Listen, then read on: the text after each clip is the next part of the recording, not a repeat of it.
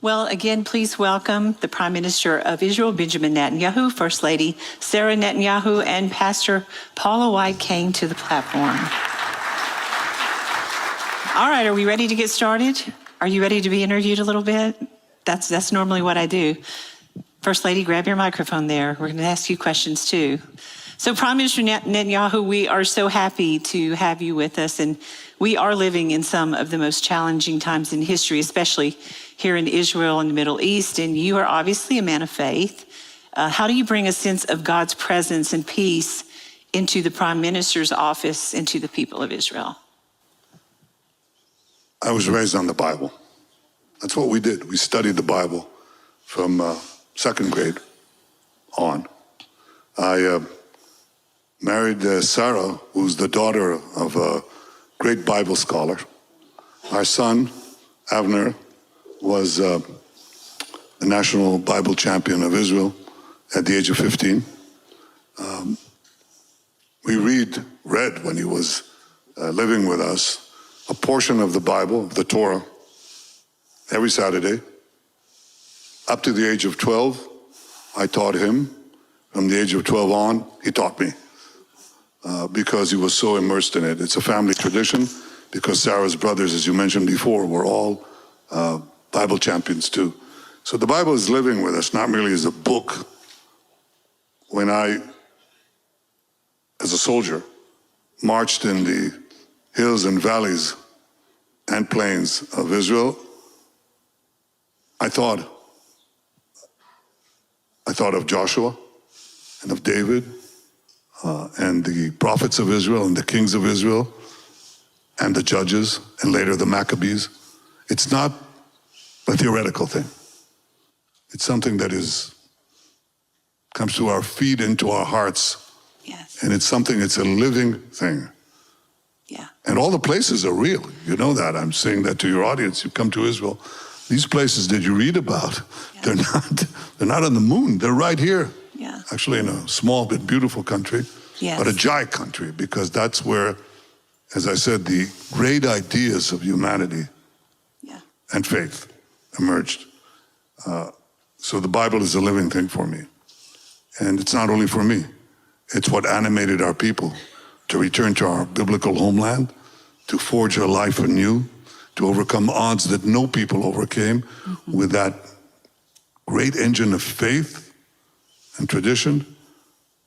And the Bible says the Bible is the base. It's the stone on which we stand. Yes. And so doesn't change. It only gets more so, yeah, stronger with the challenge that we face. Well, how do you think you draw your faith? I mean, yeah, it's not from YouTube, it's okay, but it has a deeper wellspring, obviously. Yes, it does. And I think it explains a lot of the miracles that Israel has been able to perform because we have that stone on which to stand. Many consider you to be one of the closest foreign leaders to President Trump. What do you think makes your relationship so strong, and why is it so important for America to continue to stand with Israel? Well, I think we have more than a friendship. We have a bond of faith and national interest. I think we have a bond of destiny. It's a bond of understanding that we are living in times that can forge the future, that can safeguard our common free civilization. And I think President Trump has done wondrous things for us. He recognized Jerusalem as Israel's capital. You have to think, how could they not recognize it? For God's sake, King David declared it our capital 3,000 years ago. You think it'll be about time that others would recognize it. Well, for some reason they didn't, with some exceptions, by the way, important ones. But President Trump just did it. And then he moved the American embassy to Jerusalem. He just did it. And then he recognized our sovereignty over the Golan Heights. He just did that. And then he walked away from the disastrous Iran nuclear deal that paved Iran's path with gold, with hundreds of billions of dollars, basically allowing them to get nuclear weapons. And then we forged together the Abraham Accords, which brought peace with the 4 Arab countries. and then we acted together against Iran. This comes from a deep, deep partnership, not only personal, but one that is both personal, but also national and also international. And I think it comes back to those basic values that I described. And I think it's a very strong bond. This is the city and the land where it all began. The Judeo-Christian tradition that promoted the belief in monotheism, a single God, that developed the idea of the sanctity of life, the sanctity of individual life, the idea of freedom.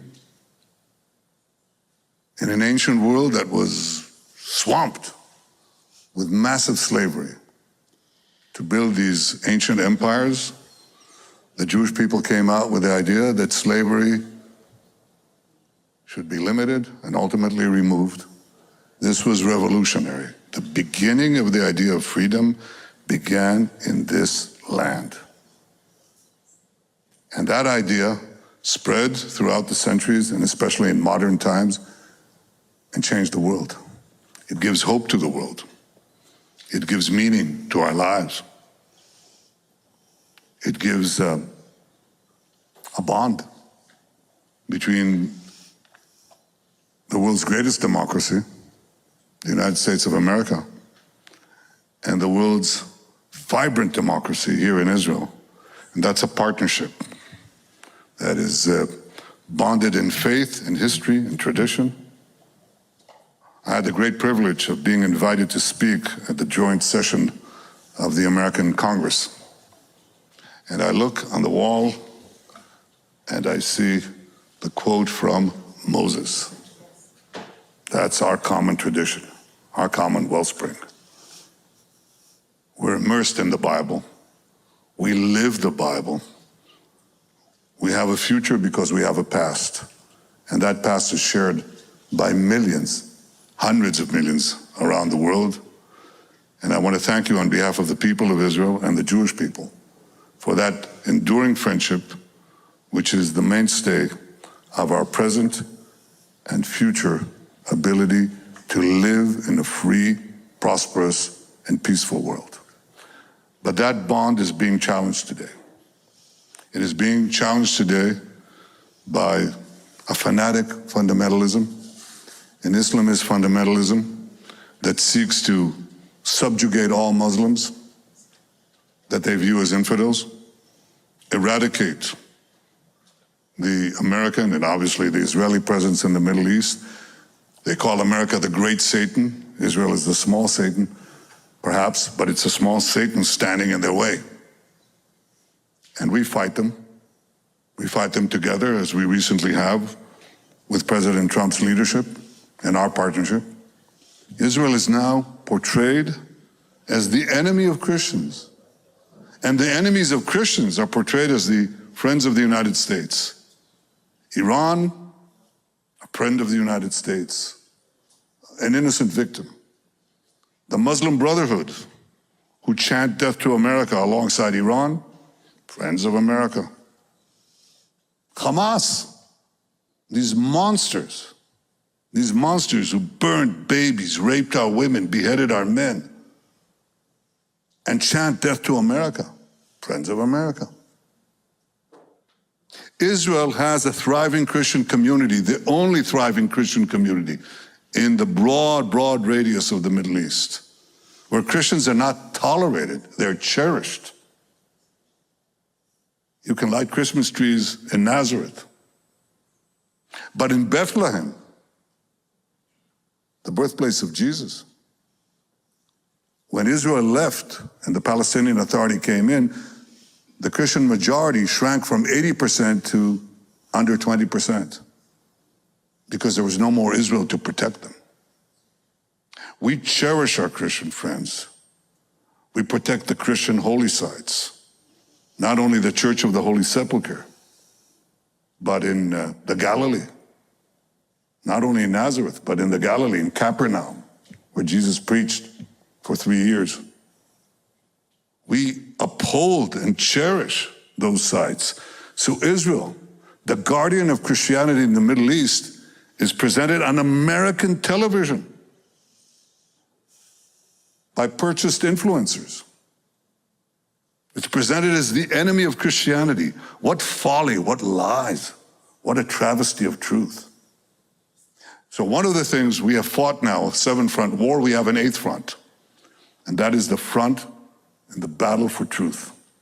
And I can think of no one who can carry this battle alongside with us, no one who can do it better than you on this channel, than you, Paula, and our many Christian friends who must fight for our common values, who must stand up for the truth. And by standing up for the truth, you stand up with Israel and you stand with the Jewish people against this abomination of falsehoods.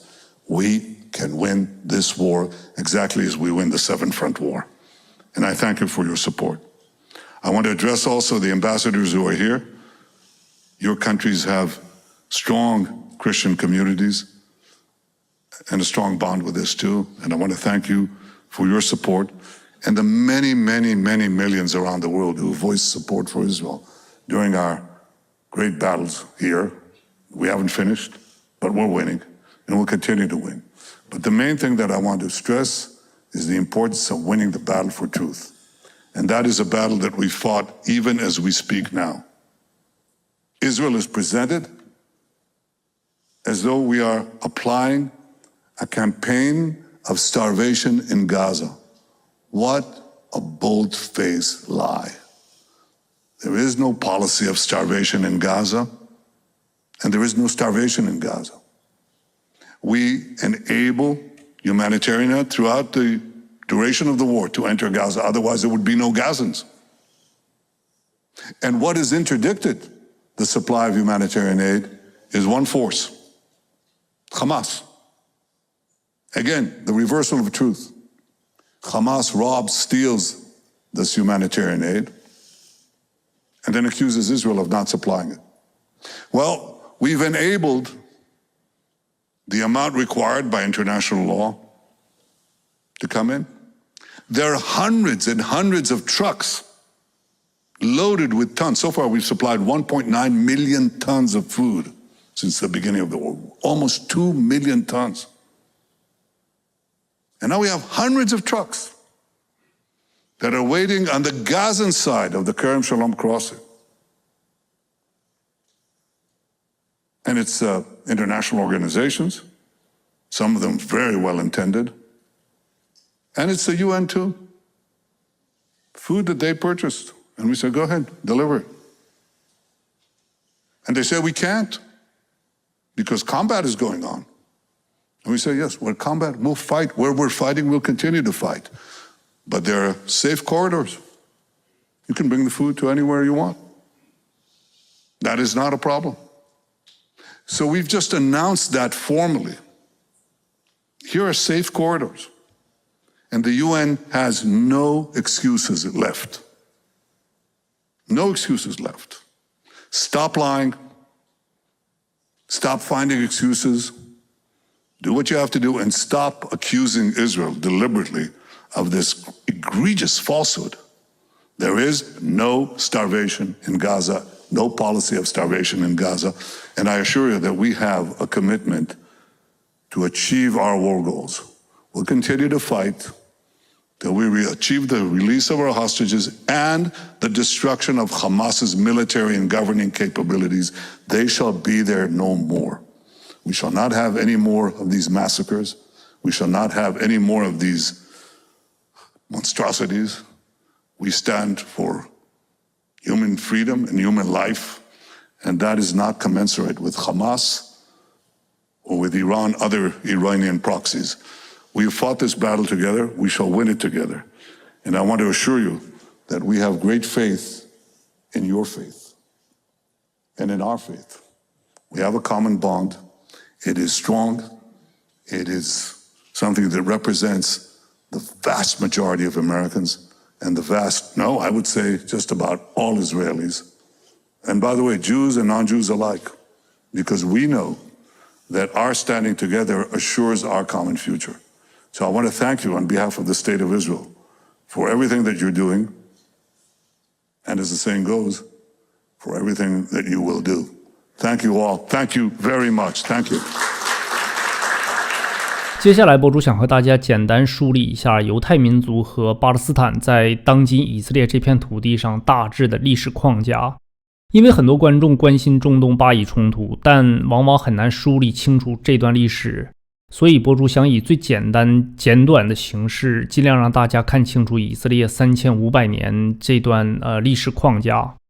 首先博主想问所有认为以色列这片土地应该归属于巴勒斯坦朋友们一个问题，你们是否能告诉博主在历史上有哪一个王朝是巴勒斯坦建立的呢？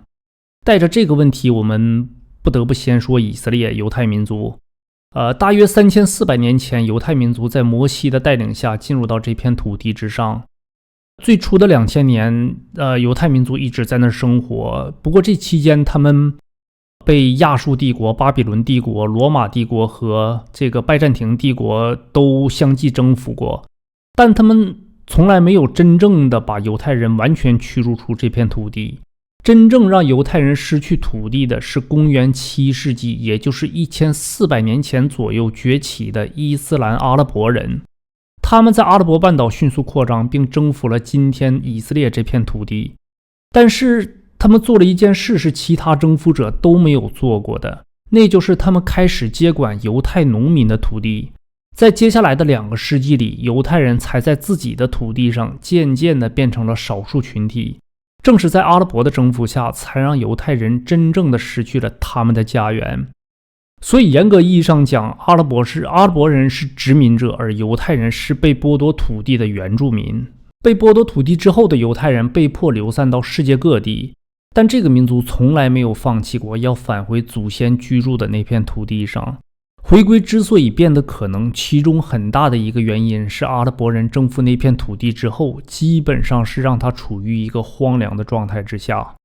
经济落后，人烟稀少。著名作家马克·吐温曾在1867年到访过当时的以色列那片土地上。他的描述大概是，这里是一片荒凉的旷野，几乎看不到树木、农田和人烟。这片土地寂静、荒芜，甚至超乎想象。到处是无声的凄凉，像是被遗弃了。他还特别提到，从拿撒勒到耶路撒冷沿途几乎看不到生机。然后呢，就到了1867年，奥斯曼土耳其开始进行土地改革。从那以后，犹太民族开始回到以色列这片土地上，然后他们开始建造农场、工厂，然后开始发展经济。大概就是从那时候起，阿拉伯人开始移民过来。因为经济毕竟发展起来了嘛，也是从那时候开始才有巴勒斯坦民族身份的自我认同。但是呢，他们声称自己在这片土地上已经生活了几个世纪，也对，但其实是以偏概全了。你说有没有几个世纪一直生活在以色列土地上的阿拉伯人呢？有，但人数是极其稀少的。现今的巴勒斯坦人大多都是1867年之后和1948年左右出现的移民潮所繁衍出来的。1867年之前根本都还没有巴勒斯坦这种民族意识。后来犹太人回归后，对阿拉伯民族的整体态度算是包容的，就好像是在说，那好吧，那我们一起生活。直到1948年大屠杀事件之后，犹太民族决定建立一个国家。他们主张所有人都可以在这片土地上自由生活，但阿拉伯人却说不行，你们不能在这儿有犹太国家，你们没有权利在这建国，这是我们的土地。那这个不就开玩笑了吗？你说这片土地是你们巴勒斯坦的，那在历史上你们巴勒斯坦在这片土地上建立了哪一个政权呢？有没有一个？答案是一个都没有。相反，你看看人家犹太人，从士师时代到扫罗政权，咱们就不提了。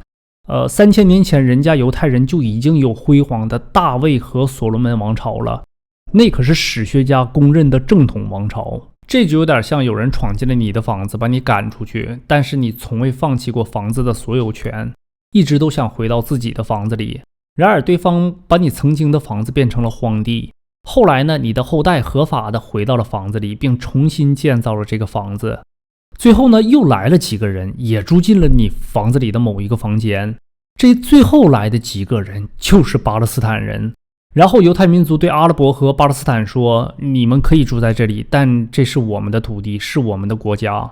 冲突重点中的重点是因为19世纪1867年后才出现的巴勒斯坦民族披上了7世纪阿拉伯征服势力的外衣，对着犹太人说，你们没有权利建立犹太国家。平心而论，这片土地是属于犹太民族的，巴勒斯坦人可以自由地和他们一起生活，但他们真的没有权利要求解散犹太国家。那为什么巴勒斯坦人声称他们先于以色列生活在这片土地上，并被犹太人以殖民的方式驱逐呢？而且这种说法在西方还比较流行。答案是历史的歪曲。犹太人的第二圣殿被摧毁的时候，足足比伊斯兰教诞生还要早700多年。他们说19世纪的巴勒斯坦是一片富饶的土地，有很多巴勒斯坦人在那生活，直到犹太人进来接管后把他们都赶出去了。这是阿拉法特在联合国演讲中最真实的描述。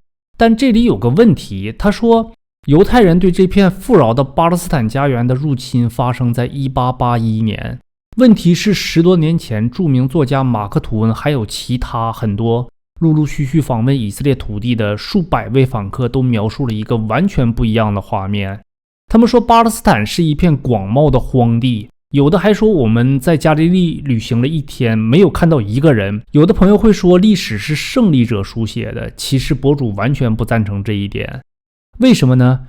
答案很简单，因为历史会有佐证。你会记载历史，别的民族也会记载历史。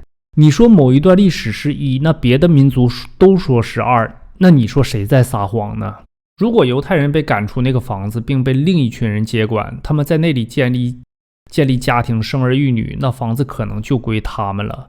但犹太人仍然有权利要求收回。1300多年过去了，犹太人回到那片土地，使其充满生机。但巴勒斯坦却捏造了一段历史，说他们一直都在那里有着繁荣的生活，这完全就不是那么回事儿。犹太人离开后，那里几乎变成了沙漠，没有巴勒斯坦国家，没有巴勒斯坦人，更没有巴勒斯坦民族意识形态，甚至阿拉伯人自己都不称自己为巴勒斯坦人。巴勒斯坦及其西方支持者基本上抹杀了这段历史，取而代之的是通过媒体进行病毒式传播的虚假历史。对于那些支持恐怖主义的人来说，这种做法不仅无知，而且在道德上也根本站立不住。这就是本期视频全部内容。如果你喜欢，希望你订阅、点赞支持博主。咱们下期见。